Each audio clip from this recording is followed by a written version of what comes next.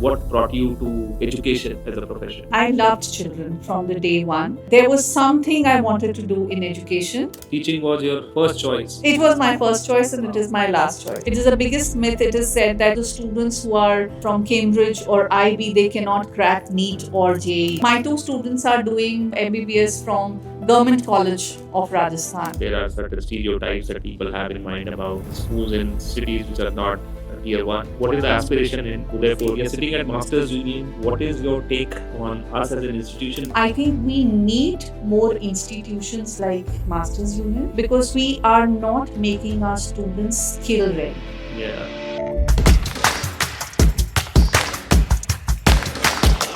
Hi, welcome to another edition of podcast series that we are hosting for Intersect by Masters Union. Today we have the honor of having with us Dr. Vasudha Neel Mani, the principal at Rockwood International School in Udaipur. She has been doing some phenomenal work in K-12 education for over 3 decades. This promises to be a really interesting, insightful and fun conversation. So be here with us. Thank you so much, Dr. Vasudha, for being here with us. Thank you, Mr. Ankur. It's an honor and privilege to be here. Dr. Vasudha, you and me, let's start with our personal relationship. I think we have been following each other on LinkedIn, and I have been noticing your work for at least more than a couple of years now.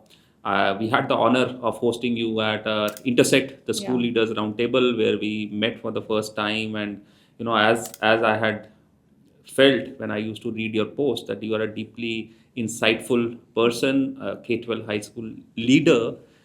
And during that event also, the points that you made with regards to the industry-academia partnership were very relevant and really, really insightful in the terms of what we are trying to do here at Masters Union. So we are honored that you took the time out again and you are here with us today at our campus. I'm looking forward to the conversation that we are going to have. I think it will help our viewers if we can start with your background, a little bit of your early academic journey, and what brought you to education as a profession. Right. So, family-wise, I belong to a very dogmatic Rajput family. And but my father knew one thing. He wanted me to be financially independent. We had a lot of lands. We had a lot of property in terms of that. And fortunately, my grandfather was a civil surgeon with British Army. Wow. So the seeds of education, academia started from there. So my father was an agricultural engineer. My Tauji was a principal. Brothers, Bua, sister, everybody was very, very highly educated. My father had seen some instances wherein he saw the women of the house were very dependent on the men when it came to financial freedom. So his one thing was that he wanted me to be financially independent, but this was clear that he wanted me to study just for being self-reliant, independent, whatever I wanted to do. But he clearly stated that marriage rights were his. So that was our understanding, I would say. So I loved children from the day one, and there was something I wanted to do in education. Though other than my father, my Tauji, my Buas, everybody wanted me to be a doctor because my grandfather was a MBBS doctor. And they had their hopes pinned on me because I was the youngest daughter of the family and nobody had taken medicine as a profession.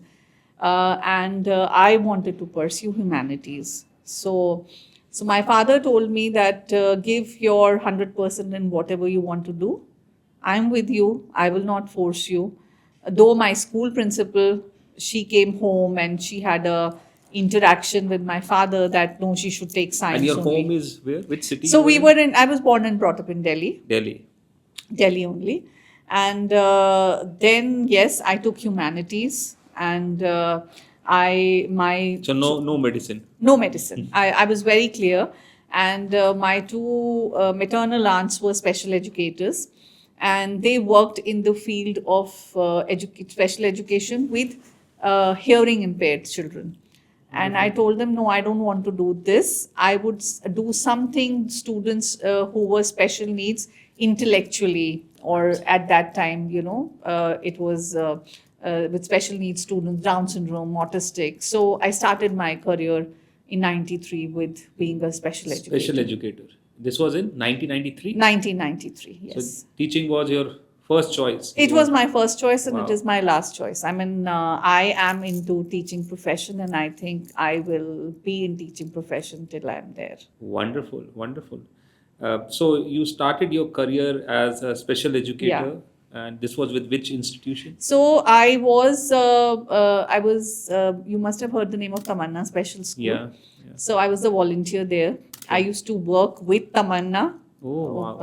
And with other students also. And I had to support my parents financially also, because they were aged, they had retired, and so that was one of the things. So I started working very early, and then I did my graduation in psychology, but it was again distance education.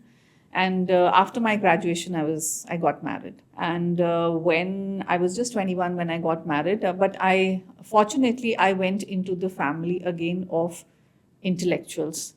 So my father-in-law was a poet, he was an artist, and he was a retired principal of a Rajasthan government college.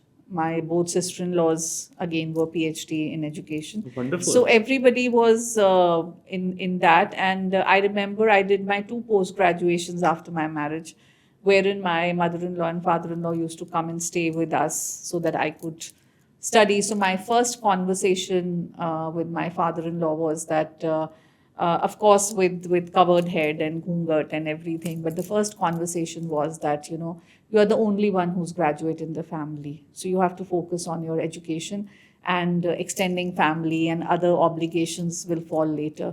So I had quite a support from them. Yes. So yes, I always say that whatever I am, I owe it to them and my husband, because they have been very, very supportive, that you have to. And of course, I also took care of the whatever household chores, responsibilities, because I was given that freedom to work, freedom to study, freedom to grow in the field.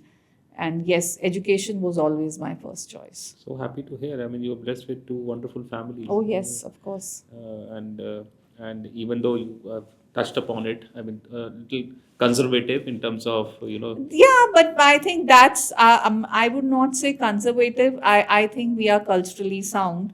And I feel proud that my parents raised me in that manner, that, if needed be, I can, represent the country or represent myself or in the education field anywhere in the world. But when it is needed, as a daughter-in-law, if I have to cover head and do pujas and follow traditions, I can do that. I have no qualms about it. Hare Krishna.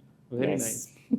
So, now coming to, I know you, I think most of us know you as a principal, as somebody who is reimagining the way K-12 education works. And, before I jump into your current role, I would like to go back a little and understand the first role as a principal that you had, and how was the experience? I remember reading that you were at Vidya Sanskar International School in Faridabad. What was that experience like? So I'll take you a little backwards. Let's do that. So in these 30 years of journey, so 10 years were pure special education. And I traveled. I was in Delhi, working in Delhi. Then we moved to Bombay. I was there for 2 years. We came back. Then I was with Heritage School for a year. I established their learning center.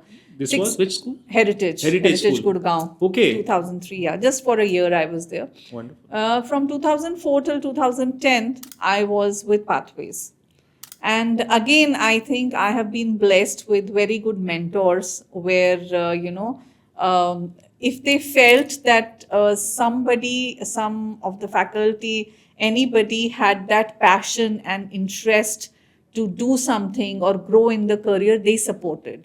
So I did there was a lot of learning in Pathways, and that was in 2004, I was introduced to international curriculum. Okay. And I think since I was a special educator, And we as special educators have this thing that we teach the children the way they learn.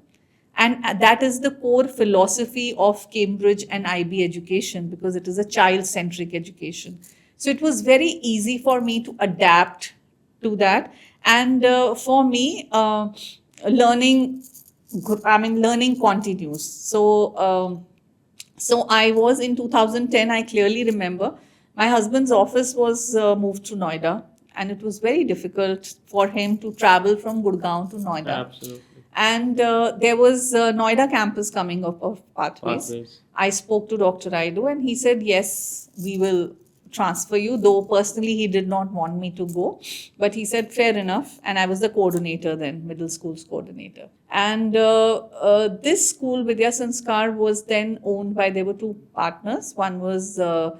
Shanti Prakash Gupta, who owned that Colormate, Black Rose Mehendi, and their RPS group. The other gentleman was Mr. Nalan Satyakam Kohli. He is now BJP's spokesperson, but he was also one of the partners. And he knew somebody. And my husband said that, I said, no, I'm not going. And my daughter was also 2 years. She was born after 11 years, so she was very young. So I said, I'm not going, I'm not changing. He said, okay, just go and meet. Say no. They have been following it up. Just go. It would be an experience. I said, okay. This was when you have shifted to Pathways Noida? No, I had not shifted. It was, Okay. we It was were in transition. having the conversation of shifting there. So I met in the month of April. I met them. I had met them earlier also. But in 2010, when I met them, I had gone for the position of a coordinator, a school coordinator, academic coordinator. And I don't know what happened. They offered me the position of vice principal. And trust me, it was not easy. But I told them, I said, give me some time, I'll get back to you. And everybody said that, how can you say no? How can you say you should have accepted it? I said, no, I have to think about it. And fortunately, my husband's parents were at that time with us. They were in Jaipur, but they were here. And I discussed with them that, what should I do? And they said, okay, go ahead. You must take this opportunity. But I would say those 6 years were very challenging, because as a vice principal, within a year, I was made the principal of the school. But we did a lot of work. Lot of work means in every aspect, because that was the first Cambridge school in India with the boarding facility also. So this was a boarding school? This was a day-cum boarding school. Day-cum boarding school. And and the best thing was, for 6 years, I was given a free hand to run the school. So we did a lot of things together. I pioneered a lot of things. We were the first school to implement Apple Education and Microsoft together. We had done a lot of things related to the overall development of students. When you talk about holistic development, we worked towards that. Students' results improved. I started a mentorship program there. So whatever I had thought a good institution can be, and where students are, benefited. So I did that. And I think that was very interesting. It was challenging. I never used to see timings. My child was small. I used to reach school by 7:30. I was in school by 8 o'clock. Sometimes situation demanded. I used to come back and be with my children at the dorm at night. In the mornings also, I used to come and see their morning activities at 5:30. So I never saw the time, but yes, it was time consuming. But yes, as I told you, my father said, give your 100%. So I gave my 100%, and institution really did well during that time. I know. I'm from Faridabad, and I told you also outside that this was an institution that we used to also think about, that an international institution has been built in Faridabad, and now I think it is taken over. Yeah, Santa Maria. I should not be saying, but when I left, they struggled a bit. Okay. So they couldn't pull off, because when I joined, there were 120 odd students, and within 6 years we had 450 students, and in boarding house only we had close to 140 students. Wonderful. So I led that myself because I'm a very hands-on person, and all the aspects of any institution. So whether it is marketing, branding, or talking about your school, or of course academics. So everything passionates me. Absolutely. Thank you, ma'am. Thank you for sharing that aspect of your experience. Now, coming post this, I think you went to RD schools. Yeah, I was there for 2 years, 2.5 years. And what were you doing at RD? I was their director principal of Gurgaon and Goa campus initially. Okay. And then I started their NFC campus, New Friends New Friend Colony. Colony. So again, it was very interesting there because I did an amalgamation of, it was a Montessori school, Montessori with Cambridge Primary. So I had created a very different curriculum for them.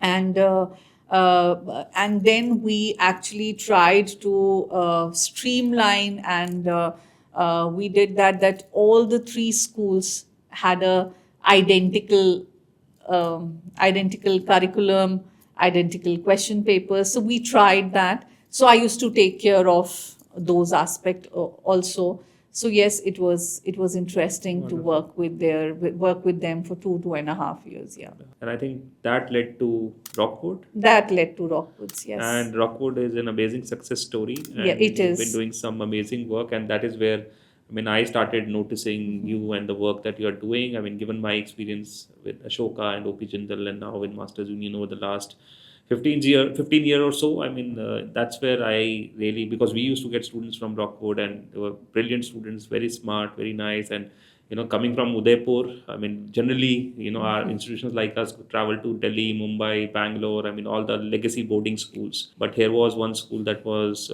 coming out with really good students. So tell us a little bit about that story and how is it coming along? Oh, it is interesting. The journey continues, I should say. This institution, Rockwoods International School, we have our mother school called Central Public School. That was established in 1989 by our chairperson, Mrs. Alka Sharma. So she has two major philosophies of life. One is attitude of gratitude. The other one is feeling of belongingness. Wonderful. So when these two aspects are there, and when you are instilling that in the students and the parents, the rest everything follows. And in the teachers, of course.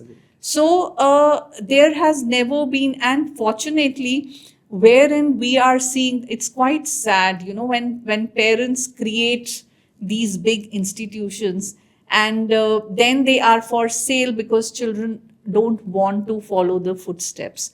But interestingly and fortunately, we had our director, Dr. Deepak Sharma. He is third generation into education, and he left his hot shot corporate job to be part of the school. So he is part of us. I would not say he leads from the front, but he is part of us. And then 1989 CPS was formed. 2011 he started Rockwoods High School.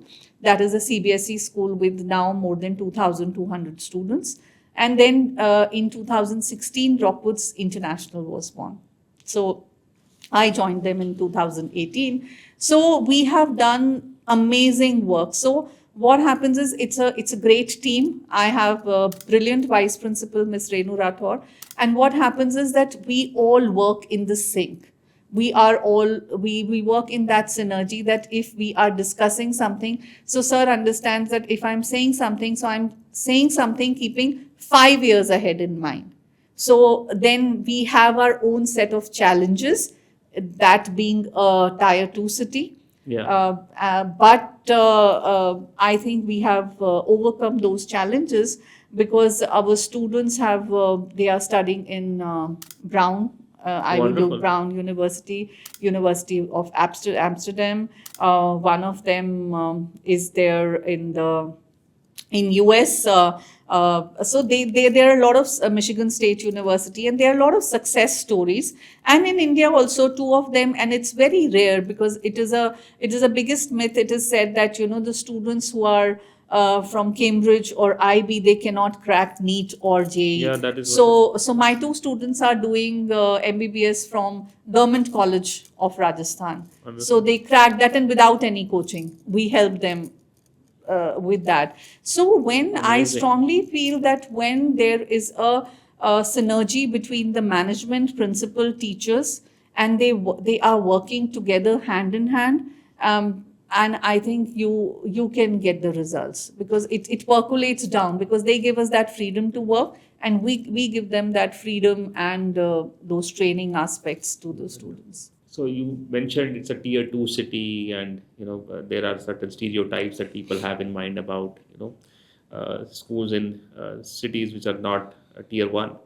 What has been your experience with student aspirations? I mean, I know you have done career counseling certifications, and I was going through your profile, and you have an interest also in that space. So, what will you say in terms of their aspirations of studying abroad or studying in India? What are they looking at? You have mentioned a couple of them, and amazing students. But if you can just spend a couple of more minutes on what is the aspiration in Udaipur and your school? So I would tell you there is a lot of money there. Okay. That's there, but the children are very, very inspired. The parents want their children to do well academically, and so are the children. They really want to prove themselves. They really, irrespective of whether they want to study in India, whether they want to study abroad. But I have seen they give the 100%. See, 5-10% of those lackadaisical students are always there, who will be troublemakers and all that. But other than that, and we have our own ways to get them back to the thing, because you won't believe, in winters I have a table chair out in the corridors, so I sit outside the classrooms, wherein their notebooks will come to me, or I will go back. So I keep a tab. I travel a lot, I'm very busy. Most of the things are done by my vice principal and the coordinator, but once in a while they know that she's around, and then I will just pick them up, and what is happening in the school, I will know. So I will just, when I'm on my rounds or things, I will just subtly mention, oh, we did that, shouldn't we be taking care of this? Is the children also know, teachers also know that she is at the helm of affairs, or she's on the top of things. Having said that, so we have a mixed patch of parents. Some parents would say that, oh, we really want our children to do very well. You do the career coaching, you do whatever you feel like. Some would say that we know the best for our students. You don't need to interfere, or you don't. Yeah. So it is very, very interesting aspect. And you won't believe, because Udaipur is a smaller city, and after 5:30 I was usually free, so I was able to really work on myself. So you mentioned about, so I did my career coaching with the NCDA USA Masters CCSP program. I did. Then I'm a life and leadership coach, PCC level with ICF. Now there also it was just for children, because I used to feel that there are children who are misguided at times. There are so many players in the market when it comes to career counseling, when it comes to the coaching, all these things. So I wanted to experience it myself, and then give it ahead. And I strongly feel that every human being is a lifelong learner, and I think I should not be saying product, but a good professional in making all the time. Because once we feel that, oh, we know everything, so I think that is, and to be very honest, if someone says that I'm a perfectionist, that is the biggest red flag for me, because I feel that the definition of perfection, it changes every time. So one can be close to perfection, or trying to be doing things right way, but nobody can be perfectionist. 100% agree with you. I mean, I'm pursuing my PhD research, and I know the more you know, the more you understand that you know nothing. You know nothing. Yes, yes. Love it. So now coming to quickly, you mentioned, I think that's a good cue to enter another important question. I know you're very spiritual as an individual. I keep seeing your LinkedIn post. you come across as somebody who is very self-aware and you focus on self-development. And I recently read, I think recently, couple of days back, you wrote about taking some time off from your regular life and I do it taking, every year. yeah. So tell us a bit about that aspect of your life.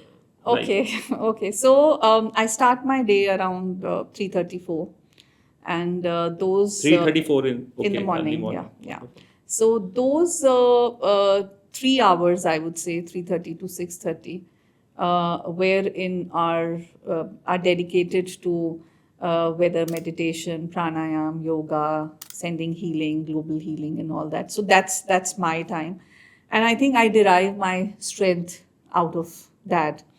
Uh, I strongly feel that there is a difference between being spiritual and being religious. Spirituality is your inner strength, irrespective of, because there are many people who are atheist or who would say that it's all nature, but somebody has created that nature Yeah. also.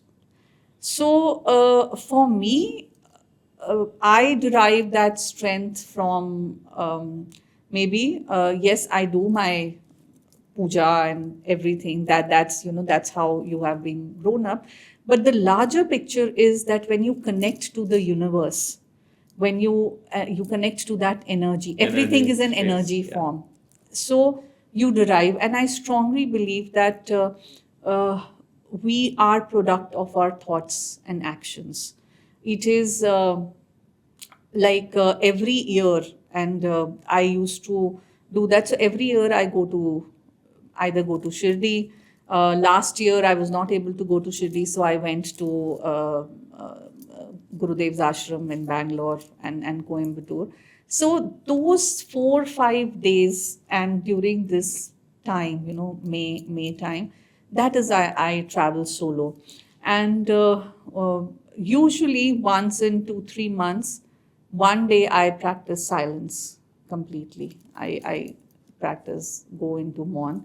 Sometimes if I have that time with the schedule I have, so I go for that advanced meditation at Art of Living, where you practice complete silence. So these are, everybody has, and I'm not saying that I have the right way. Different human beings have different ways Approaches. too. Yeah. So like there are some people who would want to go for marathons. They would want to run. My husband is a bird watcher, so he would just, when he's just very cluttered, he will just go to jungles or do bird watching and click pictures. Some people do bike riding, some people are rally drivers. Everybody has their own time own to, time. but we really need to internalize for ourselves. So during the COVID time, okay, in 2013, by 2013, I had lost both set of my parents. 2010 my father, 2013 my mother, and I had gone, a person like me who was spiritual from a very young age, at a very childhood level also. I used to do meditation. I don't know since when I was Okay. doing the meditation. So a person like me who used to think that I could face anything, so I went into a depression. I was on the verge of nervous breakdown and all that. And I know that how I could, come out of it with friends, family, and all that. And then I came across the book of Rhonda Bryan in 2013, The Magic, Okay. the manifestation, Yeah, and yeah. all that. And then I was seeing children around me, wherein I thought that this is for the adults. We should do something with the children. So it took me around how many years? 7 years, 6 7 years. So I drafted a curriculum for children, the positivity curriculum, the gratitude curriculum for that. In during COVID time, in one of the sessions I was taking of gratitude, somebody requested me, why don't you collate it? And I wrote a book called Gratitude, the Purpose Oh, of wow. Life. Okay. And April I started, because the things were there in the head. There are a lot of YouTube videos of the same 21 days exercise. Okay. And and we launched this book in August 2020. And there are many students and many people. So I strongly feel with our generation, they are highly metacognitive. They know what they want. We have to tell them how they can turn their challenges into opportunities with a held high and sense of positivity. And I think that's very important. And that's where spirituality comes in. Yes. I mean, they give them that center. They give them that. Yeah. And everybody has a different center. Yeah. See, for me, maybe meditation, taking time out, going to a spiritual place, that's my way of spirituality. Spirituality. Maybe someone wants to paint, someone wants to mentioned dance. But I actually urge everyone to find where they find that peace in, and they should do that. Absolutely. And one follow-up question here is, I mean, when did you start being active so much on LinkedIn? I mean, what was that time, or is it since long that you have been It's writing? been long because I'll say when it comes to something related to social media, because so my husband has been, the anchor, I would say, or a mentor for that, because of course when I got married in 97, I was 21, he was 25, so we have actually grown together. It's been 28, 29 years now. So he was the one, okay, he was the one who pushes me for my professional things. I mean, Wonderful. last year I told him I am not going to study now, it's done. So this year in October, he enrolled me in the course with ISB AI Wonderful. with leadership. He said, no, this is very important for you. You have to do this. So I did that. So I think it was when LinkedIn had just started, and then more than Facebook and Insta and this thing. So I have around now 16, 17,000 Yeah. followers on LinkedIn, but I'm very active there because there are certain things professionally, there are certain things, and it's a good platform. Yeah, I Yes. know. Yeah, when you put out some really good content, I mean, and Thank kudos you. to your husband for encouraging you and Well, giving you yes. those opportunities. Yes. So perfect. Thank you so much for sharing that. We are sitting at Masters Union, and you've been part of Intersect, where we talk about the industry academia gap and bridging that gap. What is your take on us as an institution? Because we are very big on bringing industry to the classroom. We are sitting in DLF Cyber Hub. I mean, right across. I mean, Samsung headquarters and Aviva's headquarters here.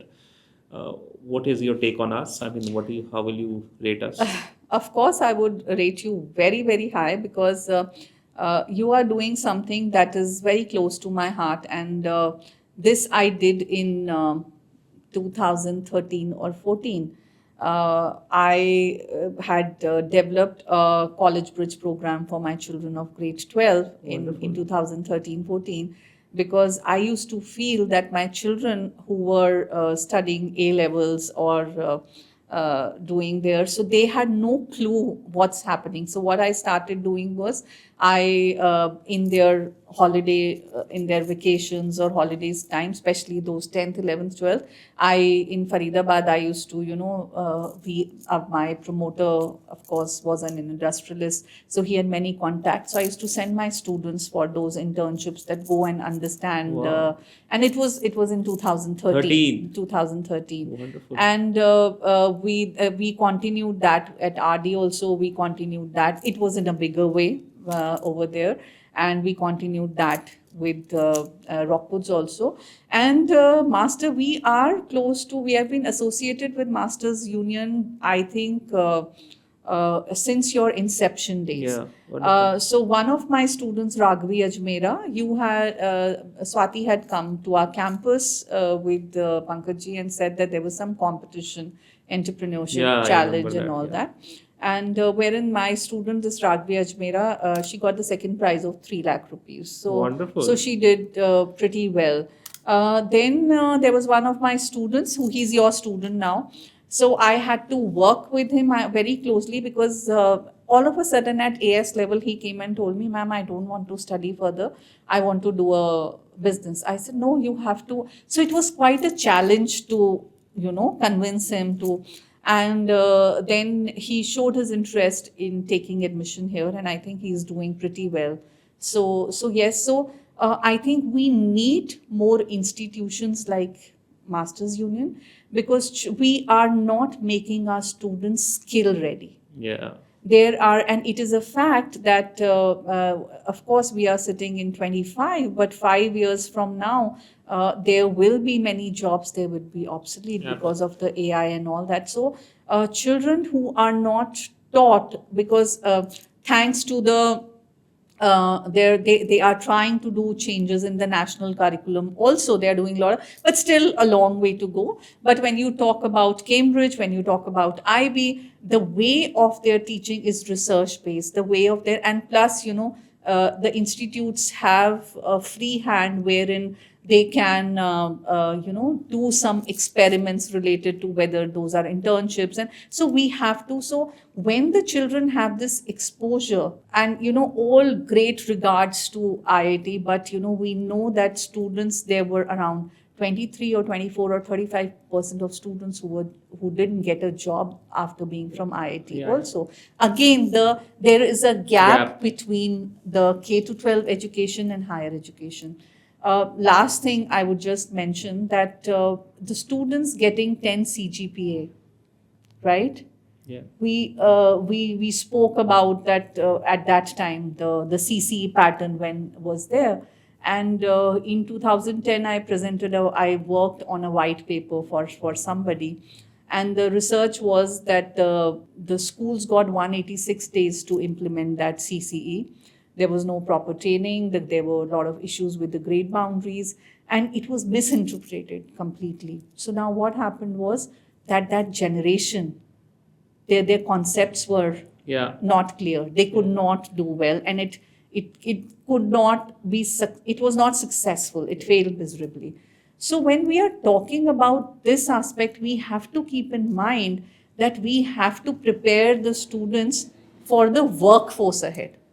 They will work, whether it is a girl or a boy, they will work. But if they are not ready, and trust me, now it is beta generation who Yeah. would be born, but Gen Z, Alpha generation, content wise, they know much more than us. They are metacognitively very, very high. Agreed. We have to channelize them. Agreed.